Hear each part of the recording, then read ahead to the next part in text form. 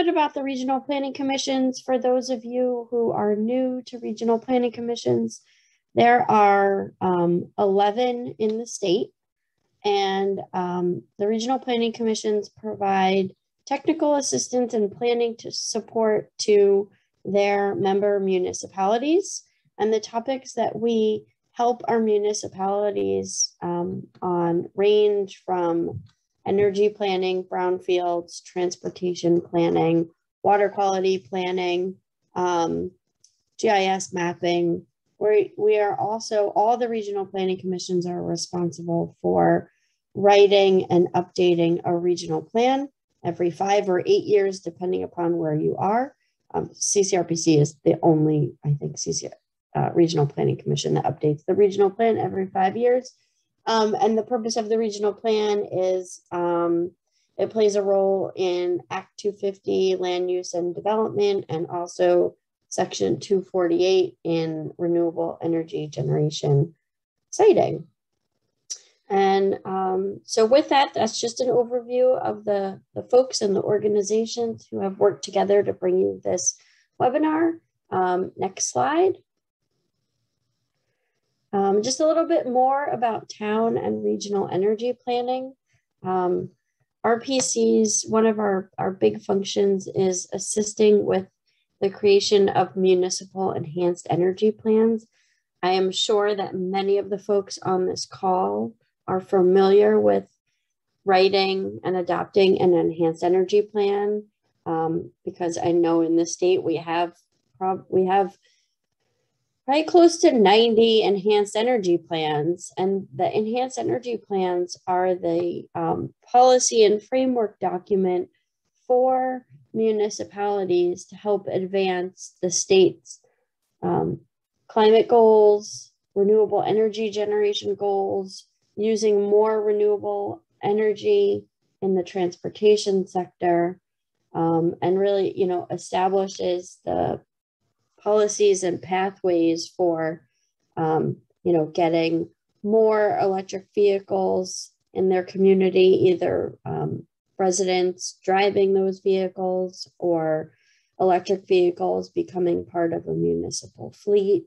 The Enhanced Energy Plan also talks about the land use role of energy and, trying to site new development in our villages to reduce driving and taking more transit and bike ped. So that's just an overview of the guiding principles for why we're here. Also, many of the things that you're going to hear about from GMP staff will relate to a lot of the work that the Vermont Climate Action Council is working on, and the Department of Public Service in the update to the Comprehensive Energy Plan. The programs and incentives that GMP will talk with you about relate a lot to the pathways that are needed to address climate change and using more renewable energy in the transportation sector. So with that, I just wanted to go over some logistics. As the webinar winds down, there will be a link to a survey about your experience and knowledge about electric vehicles in the chat. So look for that. Please fill out the survey before you leave the meeting. We appreciate your feedback. And then also in the chat, there will be follow-up resources that are provided from Drive Electric Vermont.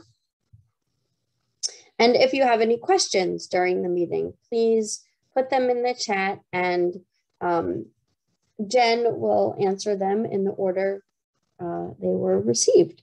So with that, I will turn the meeting over to Jen, and I want to say thank you everyone for joining us, and thank you GMP staff for helping to bring this electric vehicle webinar.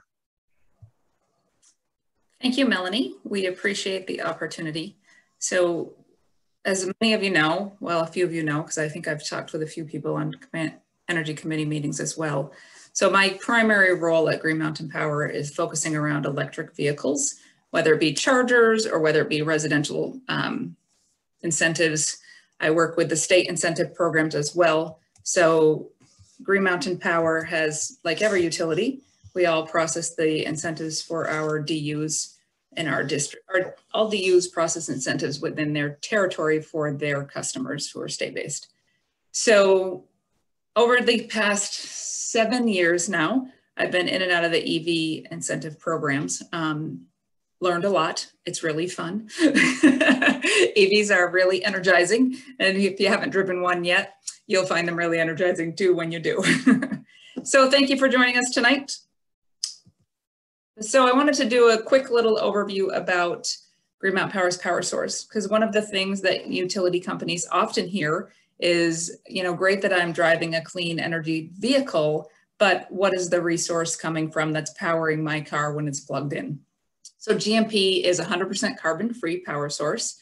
We are currently at 68% renewable. We have a goal of 100% renewable by 2030. So being at 68% and having 8 years left to get there, I think we're pretty well on track to achieve that goal.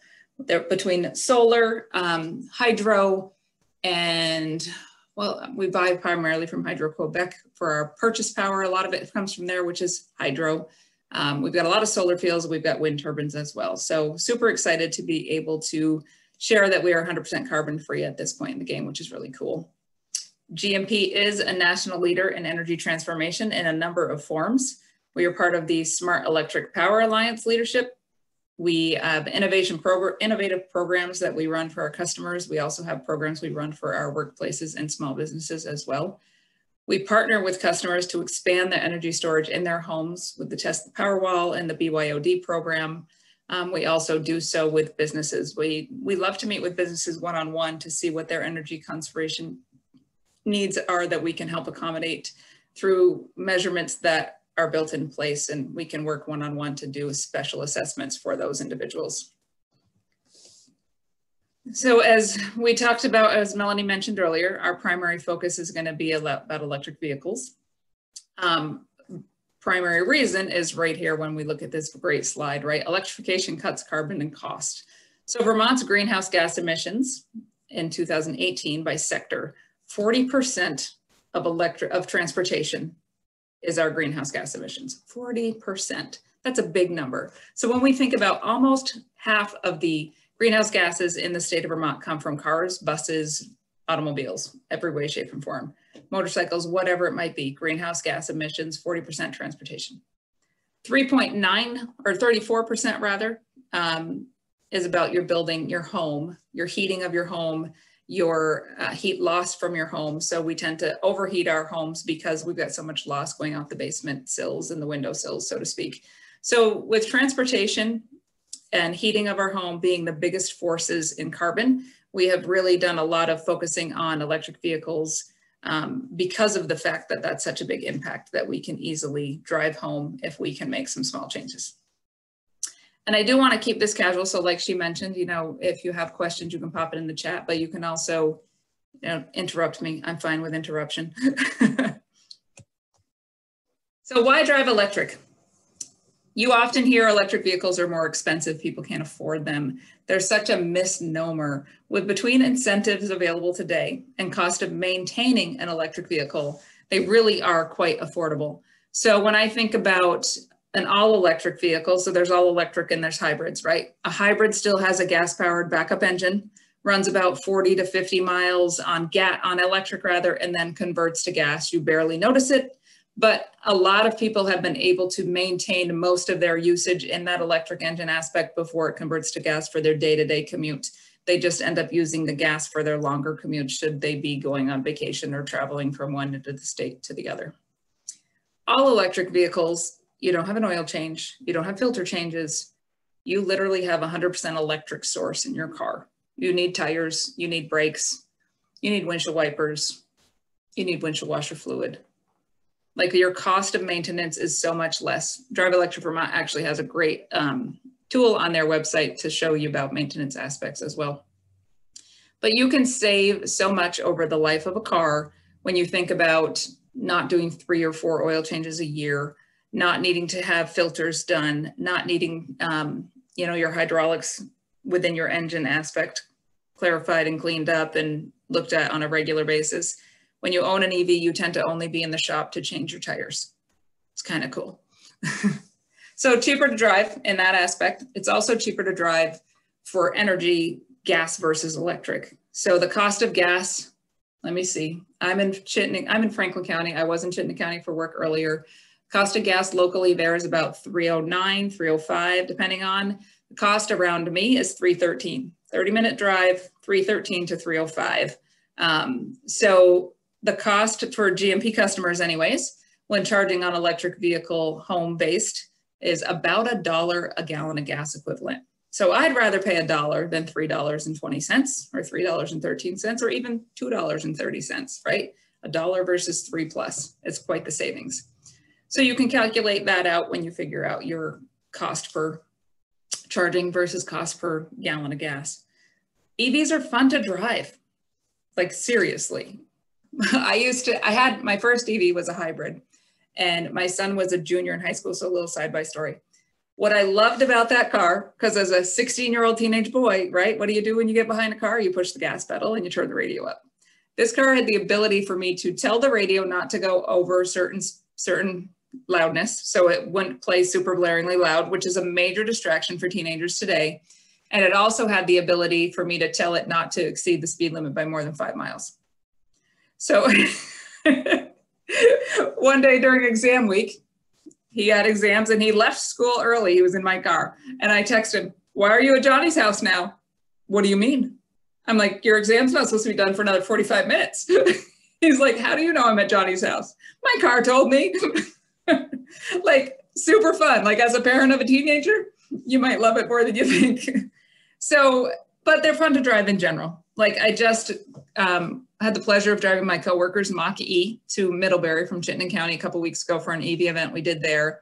And she had asked me if I wanted to take it out of the single pedal mode. And I was like, no, let me learn it and get used to it. Literally, I never had to push the brake. You know, as you learn with EVs, right, pushing the brake, removing your foot from the gas actually regenerates a little bit more power to the car. So all I had to do when I approached stop signs or red lights was slowly release my foot off the gas, push it back when I wanted to exceed. I never had to touch the brake. The car is built so that the brake lights do come on, because my fear was I'm going to take my foot off the gas and the car behind me is not going to know that I'm not braking, but I'm braking. So it does build it safely so that those brake lights do come on so other cars behind you do see that. But it was really fun to drive that car for a lot of other reasons too, right? It's not just about the brake aspects. They're just a bundle of fun, and get to know your EVs is so much different than getting to know your gas-powered vehicles. One other feature that's really cool with EVs is you can tell the car to be heated to the temperature you want it to every day at the temperature you want it to be in the cabin. So when leaving home in the winter months, you can program your car. I want you to be 72 degrees before I leave home at 7:10 every Monday through Friday. Get in the car, it's already warmed up. It's not using the juice of the battery. It's used the juice of the source in which it's plugged into. So it's really kind of nice to get into a nice toasty car. You don't have to blare the heat. You don't have to wait 10 minutes to heat it up. They say idling your car is not safe for the environment. So back to that aspect for gas powered vehicles, right? I start my car 10 minutes before I leave my house and it's heated up. You don't have to do that because it's doing it for you safely in the garage. You don't have to worry about the car idling in the garage. With a gas powered vehicle, you know, you can't idle a garage in the car, in the garage with the garage doors shut. It's not necessarily safe. So all of those fun little aspects are kind of trinkets that we don't necessarily think about until later on when we actually own it or when we're thinking about the thing that we're trying not to do.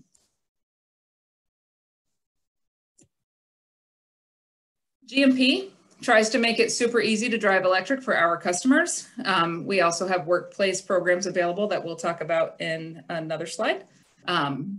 We have up to $2,500 in rebates available. So up to, because there's buckets, right? When you buy an all electric vehicle brand new, you can get $1,500 off your car. If you purchase a hybrid, so plug-in hybrid electric vehicle brand new, you get $1,000 off your car. If you purchase used, all electric or hybrid, you can get $750. And if you qualify for the low to moderate income discount incentive, you can get an additional $1,000 on all electric vehicle only. So add all of those up, right? They don't all add together because we've got all electrics and we've got hybrids. So $1,500 for all electric plus $1,000 for if you qualify for the low to moderate income gives you $2,500 at time of purchase. If you purchase from a partnering dealership, they give it to you as a discount. So you get to reduce your finance cost, reduce your base price. So when you do finance, you're not building it in and adding the interest to that aspect. You also can qualify for the state incentives. So the state of Vermont has incentives of $1,500 for hybrid standard income, up to $4,000 for all electric adjusted income. I did see some pop-up chat questions, so let me take a quick peek at those if I can. How much more is outdoor chargers compared to indoor garage? So we'll talk about the chargers in 1 minute. I think I'll cover that stuff. Federal tax credits. Eves has the question about federal tax credits. So when we think about the state of Vermont incentives, the GMP incentives, the federal incentives are variable up to $7,500. The lower one depends on how many miles on the car you get, versus all electric vehicles tend to be in the 7,500 range. Those, so for example, Tesla has capped out. So back in 2019, almost 2 years ago now, December 2019, Tesla hit their maximum number of cars allowed to be sold before they're capped on their incentive. So there is no incentive on a Tesla at this time. I know they are having conversations at the federal level about opening up that in different ways, but every dealership has a bucket allowance. And once that allowance is met on the federal tax incentive, then it's no longer offered. I don't have a tracker on those allowances to say whether they're about to be capped or is Nissan there yet or Chevy there yet. You know, that's not something in our world of tracking, so to speak. So with the federal tax incentive, it's based on those guidelines. With the state tax incentive, it's based on income, and those are when the money is available. So when the money is out on the state incentive, it's out. They revisit it every year when they do their budgets, and it perhaps comes back. They're on their third round right now. So with both the state incentives and the GMP incentives, when purchased at time of dealership level and the dealership offers you as a discount, then they both reduce the price, which is kind of nice. And then both of them, you have the ability to send in paperwork and get a check back. So when you get the check back, those do require a W-9 for the individual or the business. So GMP's incentives are available at business level as well. So if any of the towns here, so for example, we do have a few towns in our district who have received or purchased an EV, they can get the EV incentive as well. That is not residential based only on those incentives for the GMP. The state incentive is residential based only. So businesses can't get the state incentive on that.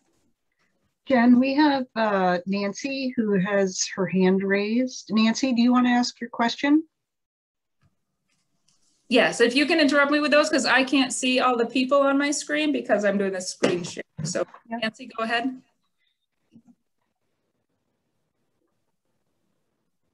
Nancy, are you muted still by chance?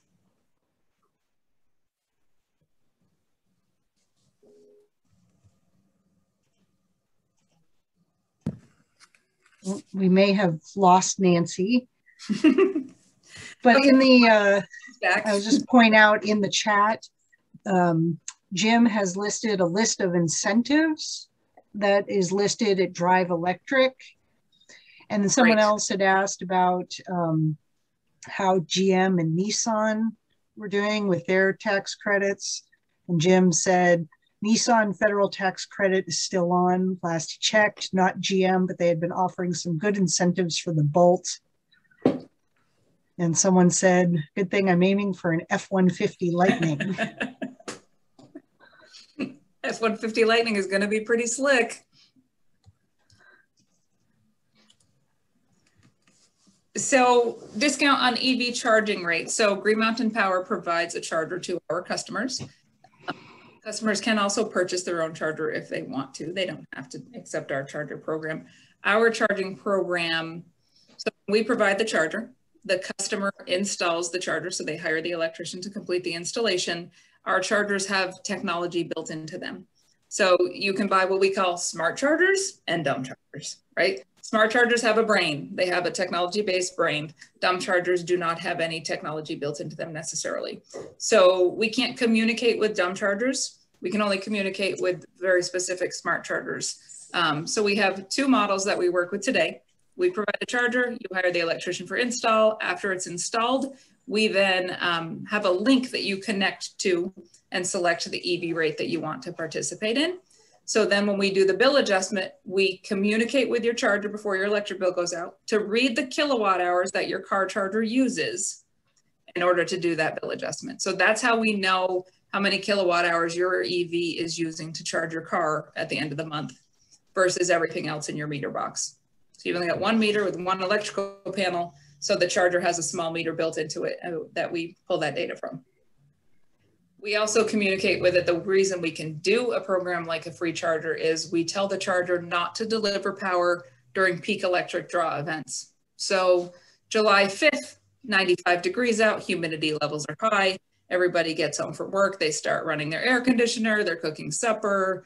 They've got kids doing stuff on the computer. They're all inside because it's too hot outside. Whatever it might be, loads are high. We tell the charger at 4 o'clock, don't deliver power right now. Customer may have just gotten home from work, but they're probably home for a few hours. Don't deliver power again until after 9. And then in the morning when you wake up to go to work, it's fully charged because it starts charging again at 9:01 and gives you all the juice you need before you get up in the morning typically. We do help businesses to electrify their fleet. Those EV incentives are available, as I mentioned earlier, for businesses as well, not just residential. And we do offer EV charger incentives to workplaces, as well as working on helping expand the statewide fast charger programs through 20 new fast chargers going in statewide with incentives that we're working with on businesses.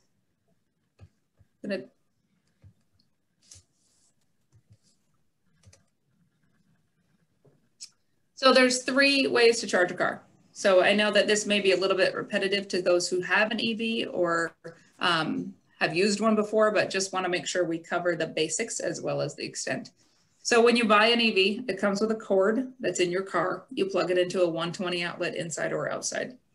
So when you plug that EV in on a 120 outlet, you're getting about 3 or 4 miles an hour of charging. Nothing fancy, just a regular outlet. When you plug into a level 2 charger, and that reminds me, I had that in the chat room I need to answer, so I'll go into there in a minute. When you plug into a level 2 charger, it's delivering about 25 miles an hour of charge. Depends on a couple of factors, what your electrical panel load can deliver on your panel box. So when the installer installs a charger indoors or outdoors, it all comes down to your electrical panel box and what the load can take, and then what your car can take for delivery. So plugging in a 2017 Nissan Leaf with 150-mile range versus plugging in a 2021 Tesla Model Y with a 250, 300-mile range. Cars are built differently. The delivery of the juice to the Leaf versus the delivery of the juice to the Tesla is going to be slightly different. The Tesla can take more juice. So when your electrician installs it, they can install it with a higher amperage breaker and higher voltage in the lines. So it can go up to 80 amps on some chargers, and then some chargers are typically about 40 amp breakers. So it delivers about 25 miles an hour of charge. So again, when you're sleeping, you get up in the morning, you're fully juiced. Somebody in the chat earlier had a question of what's the difference between an indoor install and an outdoor install. So for GMP's program, we have 2 chargers we work with, as I mentioned earlier. One of them is made of tungsten steel and a little hardier for the Vermont elements. We get a lot of snow and rain here. If you guys haven't noticed, sometimes it's really frozen on in the morning. In the winter months, that one also delivers at a colder outdoor temperature. So if it's 20 below 0, that one's going to keep delivering a little bit more than the charge point unit that we work with. That's plastic. That one delivers perfectly fine outdoors as well. It just doesn't deliver to as cold of a temperature. And it is plastic, so it's not as hardier for ice and snow loads in the winter months. So depending on if you've got rooftop load coming down where you put your charger, then you may want to build a little roof over it to protect it from those snow loads and the ice, freezing ice. But short of that, most level 2 chargers that I am aware of can be installed outdoors. There are some going back to dumb versus smart, there are dumb chargers through, you can buy for $300 or $400 that some brands actually have some that they have called them ruggedized. They're a little bit hardier for the outdoor weather. So if you are purchasing your own charger and not joining the GMP charger program, then I would look for something that's a little bit hardier for that outdoor weather for sure. And then there's fast chargers. So fast charger, like if you've ever been to, let's see, Hannaford in Essex or the Berlin Welcome Center off the interstate, you've got smaller normal chargers, and then you've got this big thing that looks like a small skinny refrigerator, right? It stands about 6 feet tall, about 2.5 feet wide, depending on the brand and the model. Fast chargers are 480 voltage, delivers power much quicker. You get about 80% charged in 20-25 minutes. So those are the great things for when you're traveling from home to, let's say, Virginia, going to visit your granddaughter at college, whatever it might be. You need to know where you can stop and charge and get fast charge. For me, like a lot of people will talk about when I travel to Virginia, I want a gas-powered vehicle, not an electric vehicle, because I have to stop and charge it.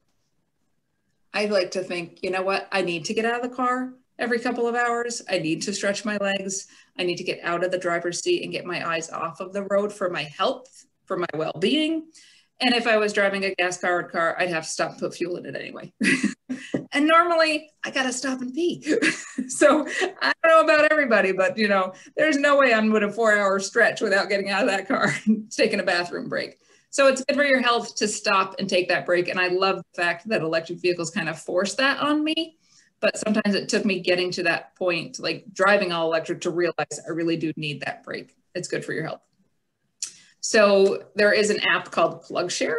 So if you are going to be making long rides like that, you can download your from and your to point, and it will tell you where your chargers are, and you can map out your drive in order to get you safely there with getting your charge points that you need. I think we had some other questions in the chat. Let me take a quick peek there. If I don't have GMP as an electric provider, to other companies have similar programs. I know whether it be VEC, I don't know what Washington Electric Co-ops is, but I know VEC because I was just talking to a customer who's moving to their territory. They have a $250 bill credit when you buy a charger. They do have different aspects available. So I'm definitely checking with your utility companies to see what they offer. I know that for small municipals like Swanton Electric, and I say Swanton because that's where I live. So I know Swanton Electric is not done through Swanton Electric. It's done through VEPSA, Vermont Public Power Supply Authority. They administer the incentives for, I think it's 11 municipals throughout the state of Vermont. So, but you can still find the information on your utilities website. So yes, other utilities do provide incentives similar, just might be different than what Green Mountain Power is providing. And thank you, Jim, for sharing the link to Drive Electric Incentives, because it lists all of them at the bottom of that.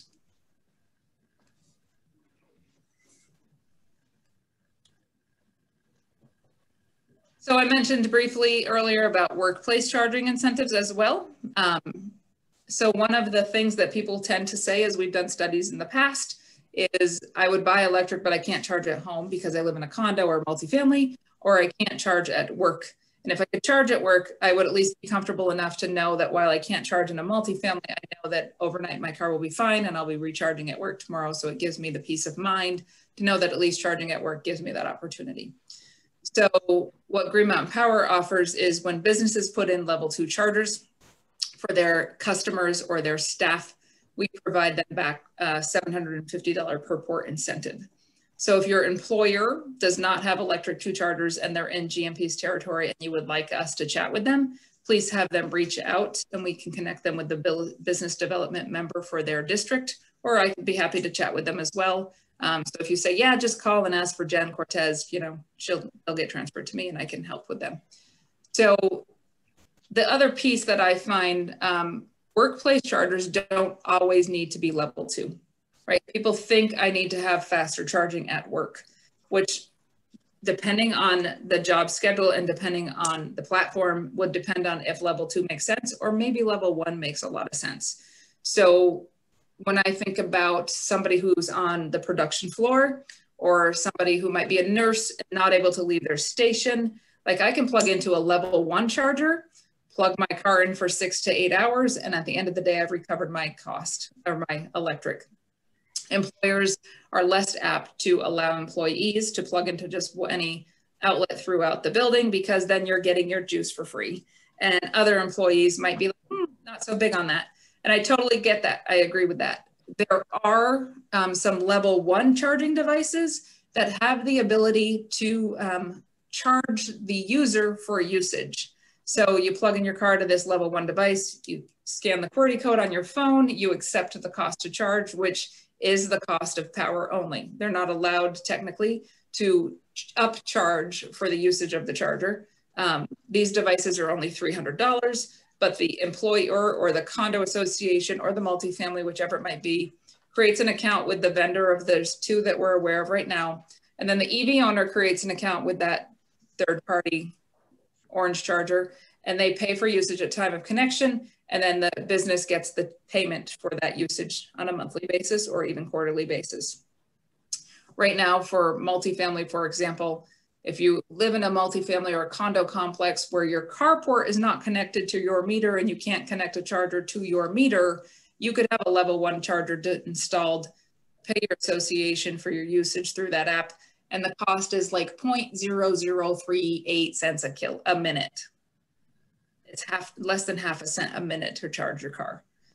So there are options available for level 1 charging aspects, and not all businesses have to put $8,000 to $10,000 into a level 2 charger in order to allow their employees to charge their car and to use that aspect, which is really kind of cool.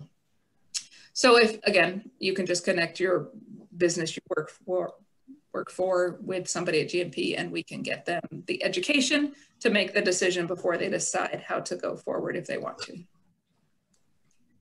Hey, quick question. The reason why I was asking earlier about the indoor outdoor chargers is because of I rent, and one of the things that when I was looking to get into my current apartment was talking about electric vehicles. And the thing is, when you go into the driveway, the apartment building's on the right, the parking's on the left. Mm-hmm. And I asked him, how are we going to get the electric from there to, basically crossing the street. He said, oh, we'll worry about it when we get there. But the thing is that he does have a contractor for plowing. And there are times that, well, they're a little overly aggressive when it comes to plowing. So what would there be, I guess, protections for an outdoor charger so it doesn't get hit by a plow? Bollards. So whenever we put up chargers at any public location that has plows going through it, which there are concrete bollards, there are steel bollards, there are a little bit more expensive of an install for sure. They can also be mounted to the side of a building. So if the parking comes up to the side of the building, and it can be mounted safely, like our primary concern is the safety of the public. Mm-hmm. So you don't want that cord to get hooked by a plow truck. Let's say it did happen. If a plow hooks the cord of a charger, publicly or residential, because people hire plow trucks to do their own driveways, and it pulls it out of the system, it shuts down. Like chargers are built for safety first, right? So as soon as it senses anything off key, it shuts down. If you plug a charger into your car and there's water or snow in that port, like if your port was opened up. They want to hear this, honey. It shuts down. You do. Never mind. Sorry. So what I would say is if your employer or your apartment complex owner rather would be interested in conversations, have them connect with the utility that you're in. And then the designers can take a look at what's available in that territory, because 2-phase and 1-phase power, like level 1 chargers can give you the juice you need in the morning, and all you need is a 120 outlet to convert to one of those plugs. And you take your charger out of your car and you plug your charger, you put it back in your car when you're done. So it's no cord left for the plower to take out. Yeah. All right. What about, well, there is a massive tree that's near my parking spot. Would the charger be, can a charger be attached to that, or is that considered a no-no?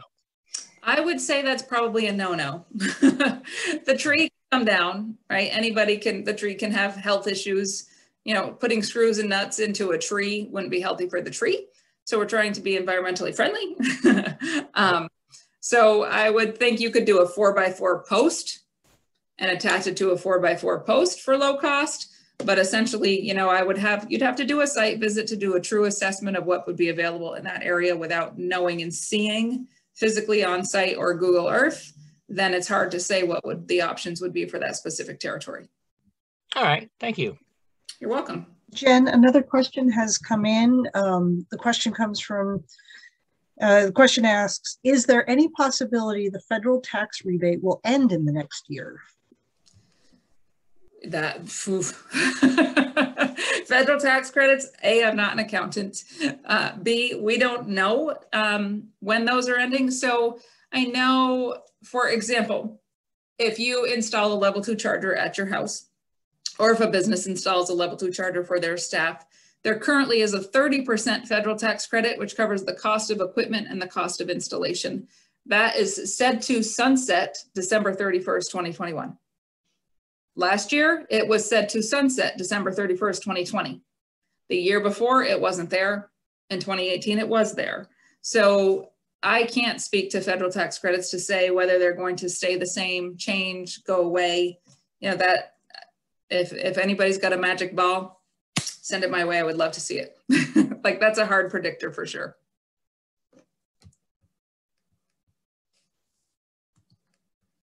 So that's all I had. So welcome to take more questions, whether it be the chat room or if people want to talk. I'm going to unshare my screen in 1 minute, but this phone number is this is just our general customer service line. So if you're a GMP customer or a business owner and want to be connected with anybody on electric vehicle stuff, our call center can help answer some pretty decent questions as well. So they can answer residential aspects. When it comes to the workplace side, they typically are going to connect you with somebody on the C&I commercial and industrial team to make sure you get connected with somebody in your territory, because site visits are really great to be done when it comes to the workplace piece of it.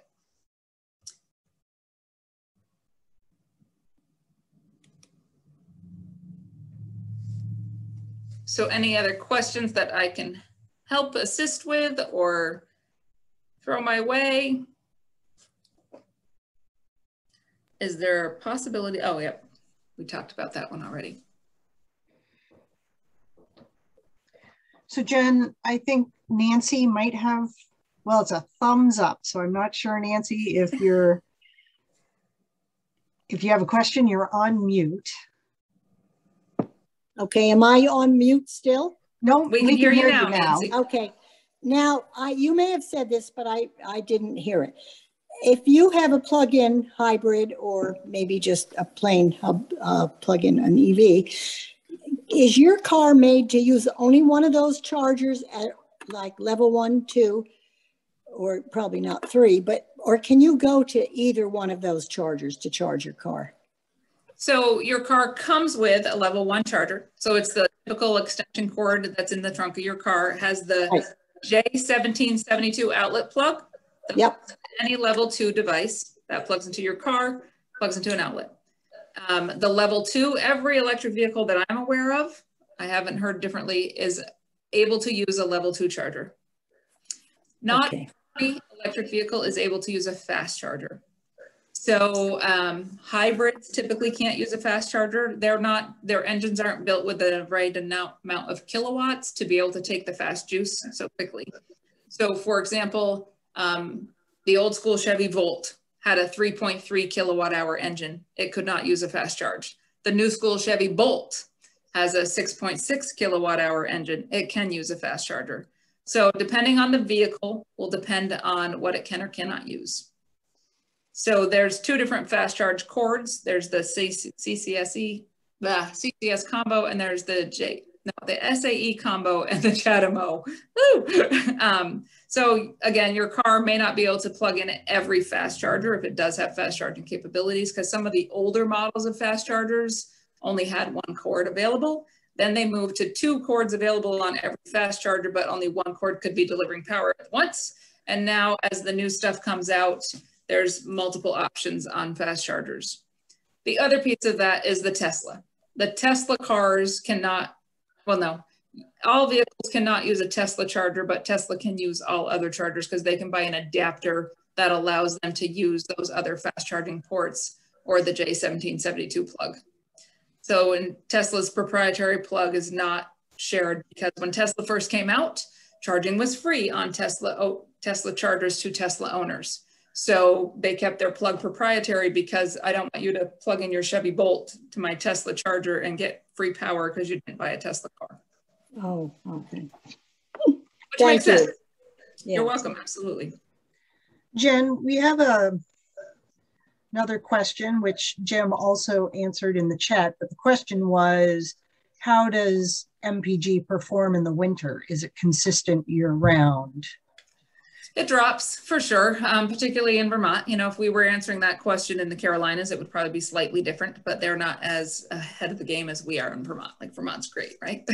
So you tend to drop to about 60% performance in the winter months for a couple of reasons. The battery charging overnight and outdoors, particularly versus in a garage, it's harder to keep the heat and the juice in that battery, so it drops in the cold weather.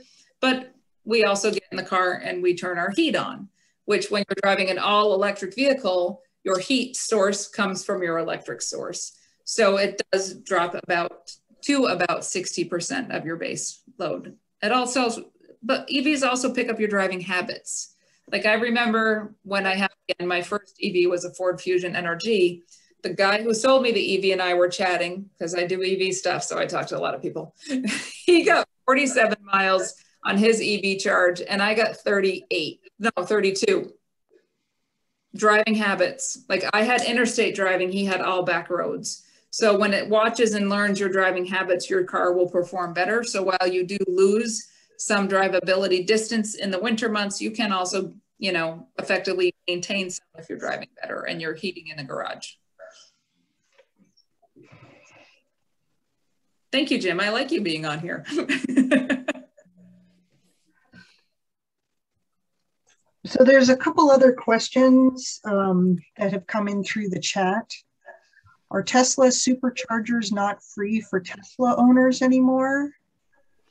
From what I hear from Tesla owners, they are free for a period of time. I don't own a Tesla myself.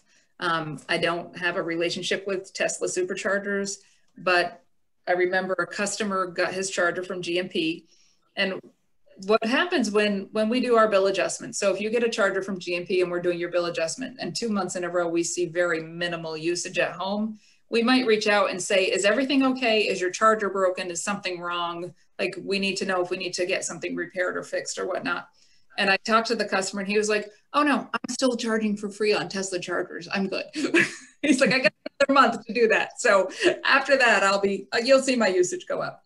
And it wasn't about the usage of the charger itself. We just wanted to make sure that there wasn't something wrong with that charger, and that it wasn't, because when you enroll in our program and you're getting a reduced rate, we need to do that bill adjustment and usage in order to do that bill adjustment to save you money. And when we're not seeing any usage to save them money, we're like, something is wrong with the charger or the connection. So I don't know how long and what Tesla's new rules are for superchargers and chargers, but I do know from talking with customers it has changed. So another question was, what is the cost of a fast charger adapter? For Tesla specifically, I think it's like $100. So I have a few coworkers, there's multiple. When you buy a Tesla, you can buy an adapter. That one I don't know the cost of. You can buy, it's just a cord that attaches to their Tesla car charger and converts to the J1772, or there's one that converts to the public charger adapter that they like to use. But you can also buy, it reminds me of a piece of black PVC pipe. It's about 2.5–3 inches wide. It's about 6 to 8 inches long, plugs into your car, and then your charger port plugs right into that. So it's a very simple black 8-inch long piece of PVC that I've seen on Amazon when I Googled them for like $78 or $88. So not a lot. So I like to keep my business local, but I haven't found one local yet. So I guess with the cost of the fast charger adapter, it was for non-Tesla. So there's no fast charger adapter for non-Tesla. Like Tesla has an adapter for fast chargers because their car doesn't have the port for fast chargers because they have Tesla specific ports. If your car doesn't have a fast charger adapter on it, it cannot use a fast charger. Can I ask a question? This is Rosemary Harple. Those were my questions. Hi. We're signing on the dotted line next Monday for Volkswagen ID4 first edition. Nice. I'm hearing great things about those. Yeah, really is a fun car to drive. But if we do travel and we want to use a fast charger, do we have to buy any equipment on our end? No, your car should have it. Okay. So there's two different style ports in cars. So you've got the J1772 plug port that plugs into any level 2, and that's what your car will charge from at home. It's just a circle with a couple different button looking things inside of it. Okay, so it's fairly small, about a 2.5-inch diameter probably. And then depending on, and I don't remember which Volkswagen's is, depending on which fast charging port they have, there's underneath that port is another little cover. So all the ports in the cars tend to be plastic covers. Take that plastic cover off the lower part, and there's this oval piece that then makes that whole thing a fast charger. So you've got half is for level 2, and then expose the bottom half, and you've got a fast charger. With the Leaf, they've actually got 2 ports side by side in the front of the car. So you're going to see 2 different connection points in the front of a Nissan Leaf because the fast charger is one and the level 2 is the other. But have fun with the ID4. Our coworker just bought one and she loves it. Rose Merrill, I just want to add to what Jen said. Even though the ID4 doesn't need a special equipment to charge, what you do need when you're traveling to connect to chargers around the state is a smartphone. So it does make sense to maybe look at the PlugShare app and see what networks are available in where you're traveling and have those apps downloaded on your phone ahead of time. Just a little bit of a pro tip for you if you're a new EV driver. I'm not a fly by the seat of my pants kind of gal, so it would be mapped out before we go.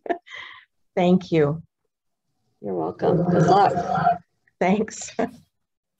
If I could jump in, I mean, I think charging or payments at charging stations are one of the biggest issues that we ultimately have to deal with. I think we really need to get to the point where paying to charge your vehicle isn't any more complicated than paying to fill a gas car at a gas station. You know, instead of having all these different types of cards and different types of accounts, you should just be able to go to a charging point and pay with a credit or debit card and be on your way. But we're not there yet. So we still have different payment platforms and different payment schemes. And like I said, I think when we get past that, we will remove a significant barrier to EV ownership and distance driving. Yeah, I think you're right. I think one of the things, like I remember being asked why chargers didn't have credit card swipe machines. It's another fee. So the person or the business who puts in a charger, they've got network fees for the charger. They've got software fees potentially. And then there's, on top of that, you would have a credit card fee because there isn't a credit card that doesn't have a fee, right? So while we as a swiper of the credit card may not have a fee, the receiver of the funds on the other end has to pay those fees. So they always get a little bit less money back. So add to that, the electricity, the cost of the equipment, the cost of the installation, a credit card fee and a membership fee. You know, that's one way they could be like, okay, I'm eliminating one fee. So the revenue that is not extremely there on EV charging to begin with isn't as gouging and it's easier to swallow. So you have like the most chargers today are SemaConnect, ChargePoint, and EVgo have fast chargers in Vermont. So while you need a membership at each place, you don't have to pull out your credit card every time you step up to a station. You open the app, you tell it to deliver power. It's linked to your account. So at the end of the month, if I use $25 of electric charging, it's going to take $25 out of my account. Or some of them you pre-populate with a $40 balance. And then when I get down to $10, it takes money out of my account. So you create that relationship, but you only pay for what you use, so to speak. But yes, that is one of the challenges, I guess, of today's charging world is you have to have a membership to those vendors in order to use their equipment. But if you don't have a membership, so to Melanie's point, to be prepared ahead of time, if you don't have a membership and you arrive at a station, let's say you're in the Carolinas and you arrive at a station and it's not a brand you have back home, so you didn't have a membership, you can call the 800 number on the station. All of them have one. Customer service 24/7. So part of those fees include that customer service 24/7. And they will turn on the charger and collect payment from you and create an account for you if you want them to, or just take that one-time charge source.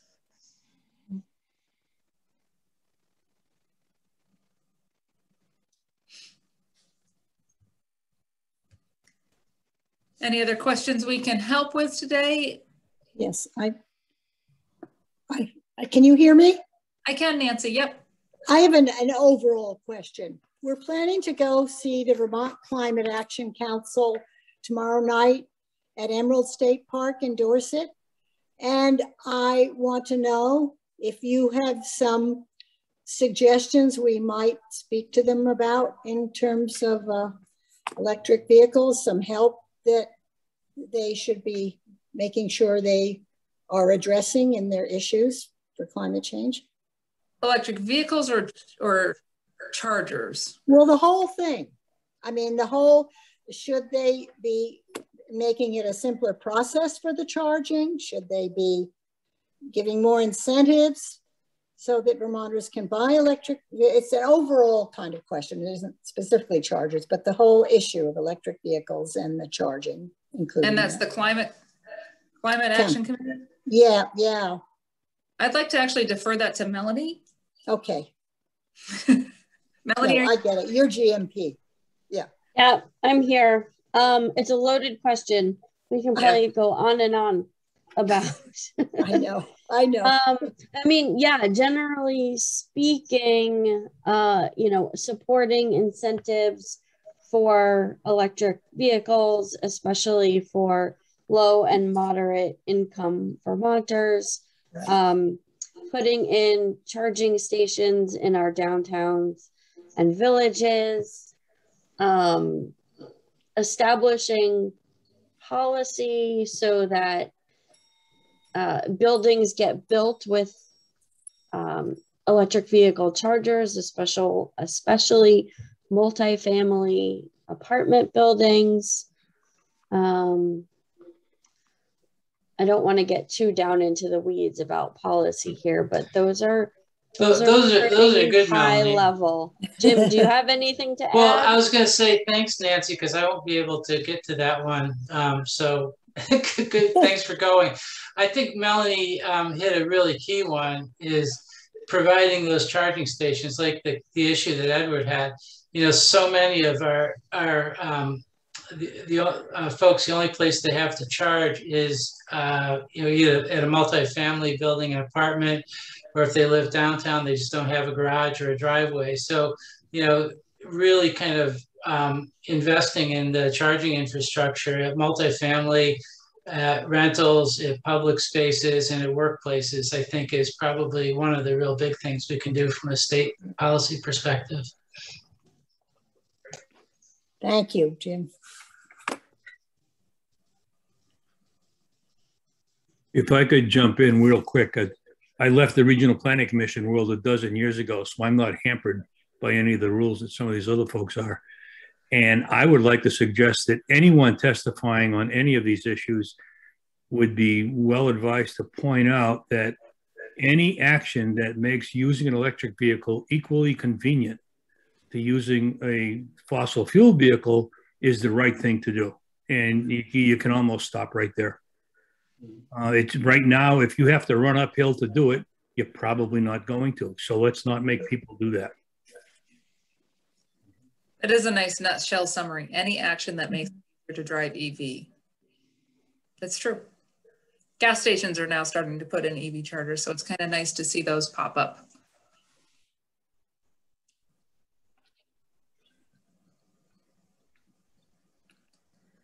Well, I think, Melanie, you're going to share the survey in the comments.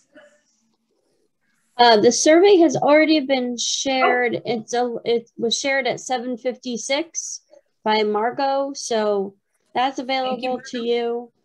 Yep, thank you, Margot. Folks on the call, thanks for joining us. Please take the survey so we could understand next steps for offering more webinars and understand where you're at with electric vehicles. Thank you. We appreciate your time tonight. I know life is busy. Taking an hour out of your day at the end of the day is awesome. So we appreciate you guys doing that with us. Thank you.